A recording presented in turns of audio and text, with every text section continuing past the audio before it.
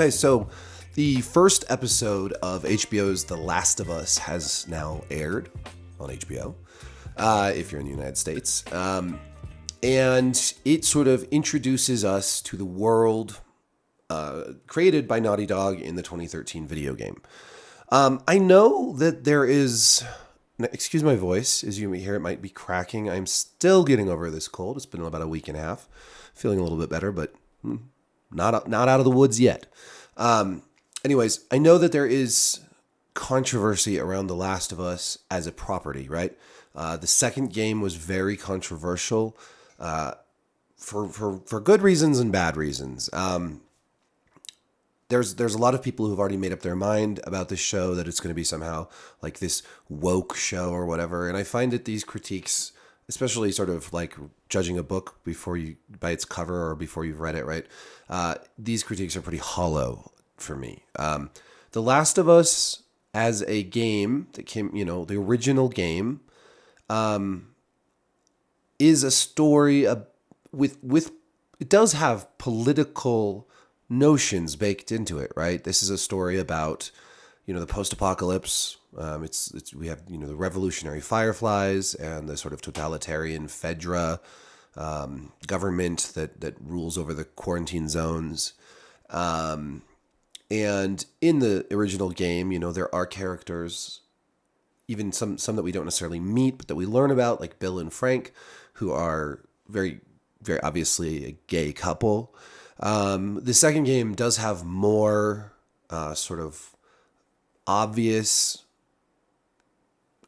I guess not just the second game, but the DLC for the first game and then the second game have more overt sort of liberal social politics. Like, we learn that Ellie is a lesbian, and we learn that, and there's a trans character in the second game, and so on and so forth.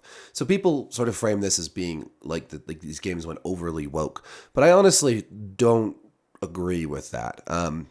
Simply having gay characters in your story or a trans character in your story doesn't mean that there's this like overbearing political message being shoved down your throat. It can mean that, but I didn't find that the second Last of Us game was overbearingly political. What bothered me about that game was mostly its almost exhaustingly bleak tone and revenge story, which I thought was sort of handled poorly. And I've written about that, so I'm not going to go into detail on that here.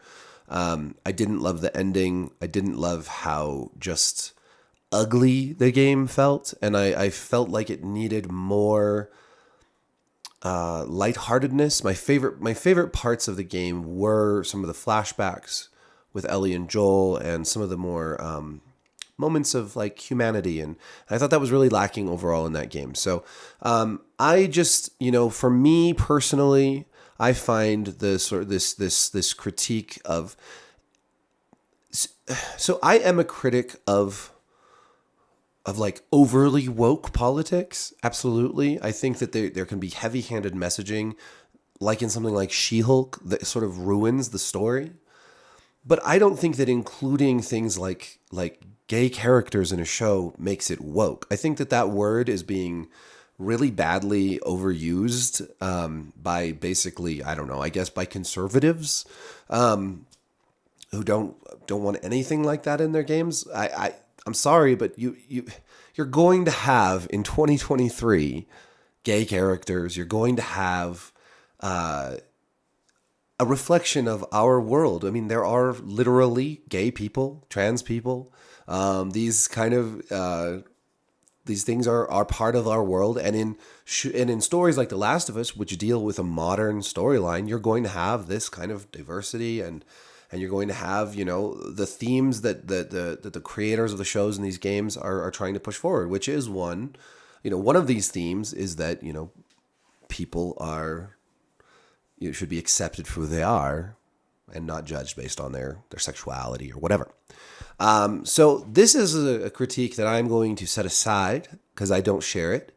I don't think that the show, from what I've seen, is woke, but it definitely, especially later on in the season, will challenge some viewers with certain elements of the stuff we've talked about, and we'll get into that in a different video later on. But I think it's handled really, really, really well here because the writing I think is extremely solid and the characters are great. Anyways, we'll get back to this episode for now, but I just wanted to kind of preface all of this. If you're coming to this video, you're coming to these reviews of mine, thinking that I'm going to be like talking about how this show is too woke or whatever, I'm not. That's not where I'm going with my reviews because I don't share that critique. Whereas, in something like She-Hulk, I absolutely do because I think that show was so heavy-handed and so on the nose and just so poorly done with its constant sort of like men are bad messaging. And I just don't think that we have that here in The Last of Us at all. So thank God for that, because I think that overly woke or overly political, whatever political bent you're trying to push, whether that's right or left or whatever, if you are sacrificing the art and the storytelling for the sake of an overt, heavy-handed message, the work will suffer. So thank God that's not the case here. In this episode, we open to this talk show where these guys in like 1960 are talking about pandemics, and one of them says, well, he's not worried about viral pandemics. He's worried about, if a fungal pandemic, if these cordyceps and whatnot can evolve into taking over humans as hosts. There's no cure for this. There's no vaccine for this, and they could just, destroy the whole world, kill off everybody. Fast forward to 2003, and this happens, right?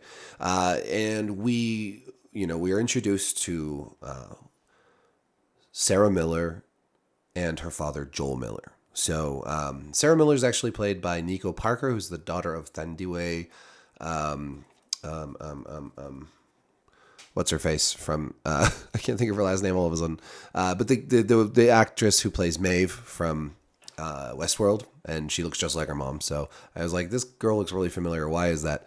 And Joel, of course, is played by Pedro Pascal. So the game opens up very similarly to this, but the show gives us a bunch more. So we get the whole sort of day with really focused on Sarah, rather than just like her waking up at night. We get her whole day, her going to fix her dad's watch for his birthday, them watching a movie together. We get their kind of fun banter. Their relationship is really nicely established, and we see how much they care for each other. I mean, that's it's just him and her. They're the two members of this family, and they're kind of just the most important people in each other's lives. We also meet Joel's brother Tommy, and their neighbors, an elderly couple, and they're even more elderly, like mother-in-law. And Sarah goes over and like visits with them. And we get the first sort of sense that something's wrong when the grandma starts like acting funny. My guess is that she was not bitten, but infected by eating the biscuits that they offer Joel earlier on in the episode, because we learn kind of that this fungus was probably transferred initially through something like flour.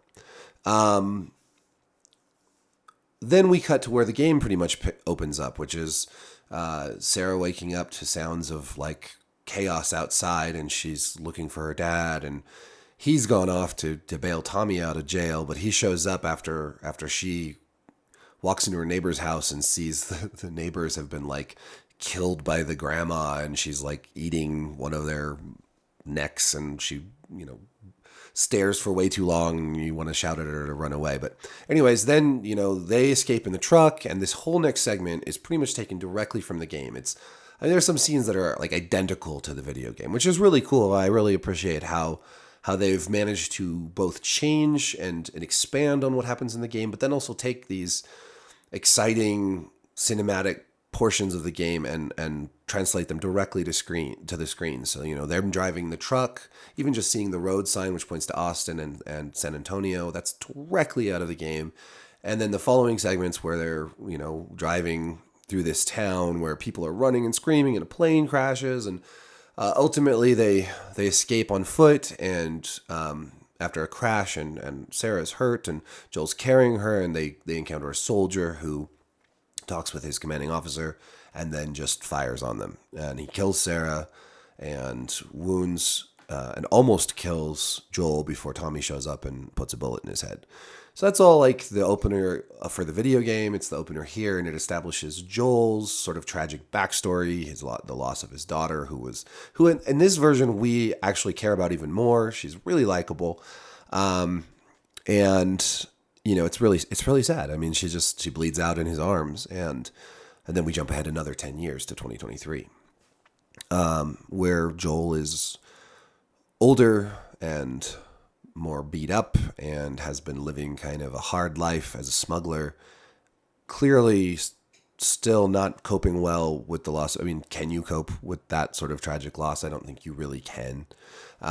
He's shacked up with a woman named Tess, played by Anna Torv, and they are like a smuggling couple. They're kind of like petty criminals. They do odd jobs. Basically he's trying to get a truck battery and a truck. He's trying to get a truck battery from a criminal named Robert, and he's trying to get a truck from a Fedra soldier. And he wants to go out west to Wyoming to look for his brother Tommy, who he hasn't heard from in weeks. Meanwhile, we also meet Ellie, who's been captured by the Fireflies, which is the revolutionary group sort of fighting against Fedra to restore democracy. And she's been captured after being bitten and then not turning. So she's immune, basically. And the Fireflies have some sort of mission they want to undergo, taking her out west to, we'll learn more about that later. But Robert and his goons get in a firefight with the Fireflies, and a bunch of people are killed, and the head of the Fireflies, Marlene, is wounded, and she basically asks Joel and Tess to take Ellie for them. She promises that when they reach this outpost, which is just further into Boston outside of the QZ, the quarantine zone, that they'll get a truck. They just hand her over to the Fireflies, and they're on their merry way. Just an easy trade. But when they agree to this grudgingly, and they sneak out of the city that night and encounter the guard or the soldier that Joel was working with, and he makes them get down on their knees, and he tests all of them with a little tester thingy bobber that tests if you're bitten. And when he goes to Ellie, she attacks him, and a fight breaks out. Joel ends up kind of in flashbacks to his daughter being shot and beats the soldier to death. But they realize that she's tested positive for being bitten, and there's a moment where they're going to shoot her, but she shows them her arm and says that she's immune, and yada, yada, yada. And that's pretty much what happens in the first episode. So it's a lot of stage setting. It's a lot of sort of world building, establishing who the characters are, establishing backstory, establishing, what the world looks like in this cordyceps apocalypse. We get some of the zombies. There's different kinds of zombies in this. It's not just one kind of zombie, but we get sort of the basic infected, who, unlike The Walking Dead, are really fast, sort of fling themselves forward, and then they fall over and they run into walls and they get back up in there. And we'll get a lot more of the different types and the way the zombies work as we get into the show.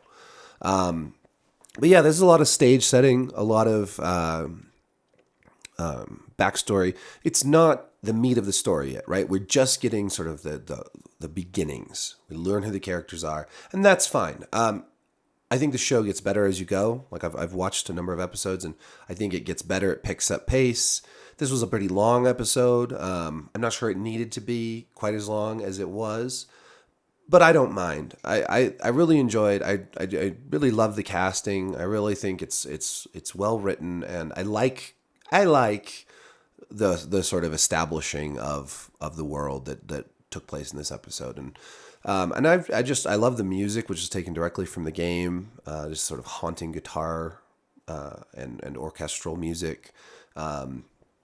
And I just think the whole thing is beautifully shot, really wonderfully acted, and a great start to this series. I guess it doesn't really end on the most exciting moment. We're going to get more exciting moments as we go, but the slower pace and all that really works for me. So let me know what you think of The Last of Us so far? Especially, are you new to this show? Have you, coming in without playing the games, or have you played the games? If so, like, what do you think as far as this goes as an adaptation so far? So let me know in the comments. Be sure to like and subscribe, hit the notification bell, and thank you for watching. Peace.